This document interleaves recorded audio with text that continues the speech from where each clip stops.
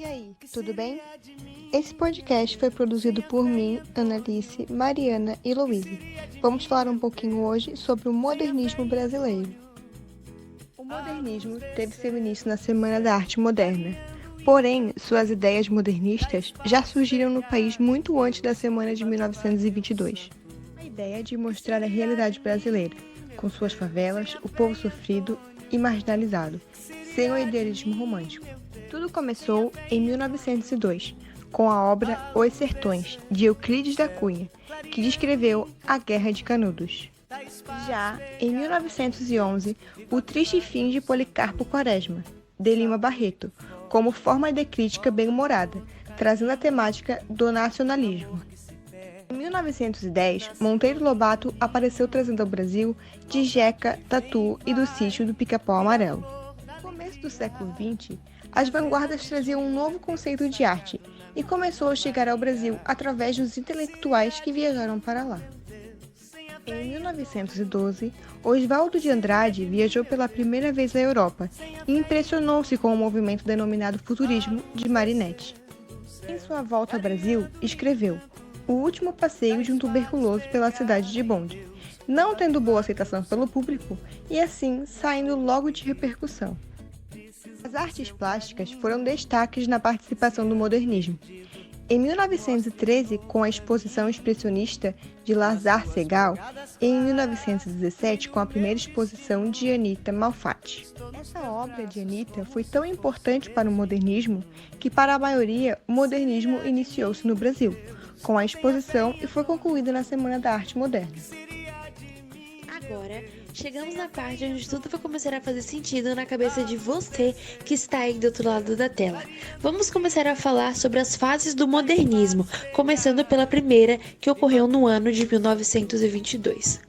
Os modernistas eram contra tudo aquilo que estava intimado a ser arte. Na Semana da Arte Moderna foi apresentado polêmica, originalidade e deboche.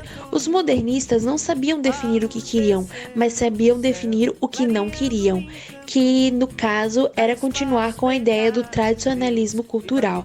Eles queriam romper com os modelos impostos. Nessa fase, a literatura fugiu da linguagem culta e se aproximava da linguagem popular.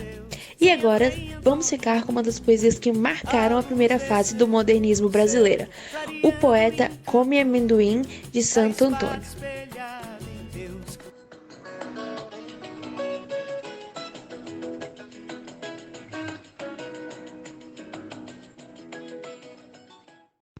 Brasil amado, não porque seja minha pátria.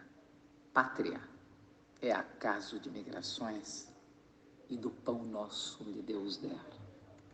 Brasil que eu amo, porque o ritmo do meu braço aventuroso, o gosto dos meus descansos, o balanço das minhas cantigas, amores, danças.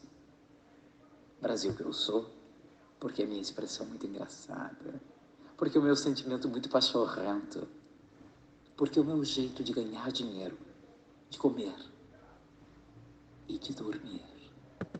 Finalmente chegamos na segunda fase. Nessa fase, a literatura já estava mais amadurecida, a arte era engajada e buscava refletir a realidade brasileira. A linguagem ainda se manteve próxima da popular e as obras representavam prosa e poesia. Uma privilegia o sentimento humano e a outra faz uma crítica social. Então eu vou ler aqui um dos trechos mais importantes da obra. Olhai os lírios do campo, de Érico Veríssimo.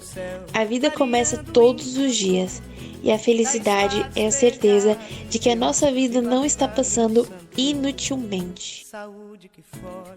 Agora, vamos falar sobre a terceira fase do modernismo, que ocorreu em 1945. A terceira fase, ela foi marcada pela liberdade. Os artistas já não eram obrigados a nada, abandonaram as ideias da Semana da Arte Moderna, mas não se obrigavam a se aproximar suas obras da realidade brasileira, e nem queriam ser obrigados a usar a linguagem popular. Nessa fase, seus representantes buscavam refletir a psicologia humana.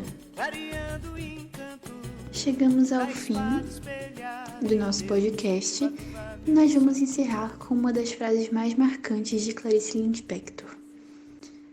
Que a minha solidão me sirva de companhia, que eu tenha coragem de me enfrentar, que eu saiba ficar com nada e mesmo assim me sentir como se estivesse plena de tudo.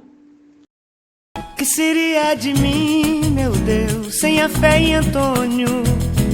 Que seria de mim, meu Deus, sem a fé em Antônio?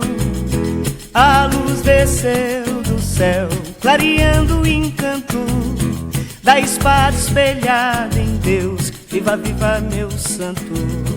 Que seria de mim, meu Deus, sem a fé em Antônio?